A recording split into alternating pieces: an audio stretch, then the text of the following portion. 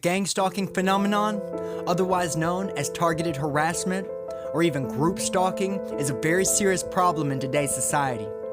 Gang stalking is a term to describe how a group of individuals working for either federal or local law enforcement agencies, their informants, and other groups who illegally target, harass, stalk, and attempt to entrap or persuade individuals to commit crimes.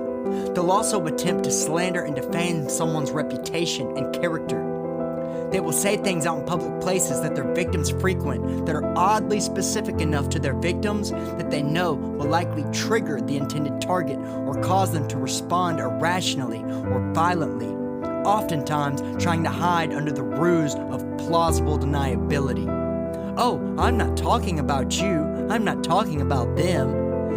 They will also try to entice the targeted individual to use and abuse or even start selling drugs, as well as commit other crimes. They also oftentimes will use high-pitched sound frequencies to attempt to irritate their targets and trigger negative emotional responses. Some targets are attacked with directed energy weapons, illegally followed and tracked, so it feels like there's almost no escaping the harassment.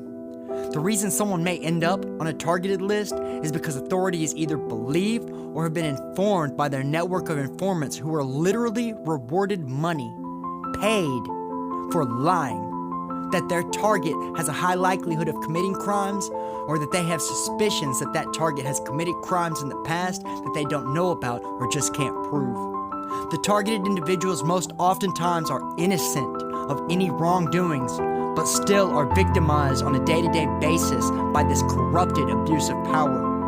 These tactics are disgusting and actually against federal laws. It is a blatant spit in the face to our constitutional and human rights.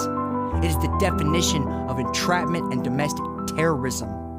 Actively partaking in these felonious activities is a violation of federal law, but oftentimes these tactics are utilized by the federal and state authorities themselves.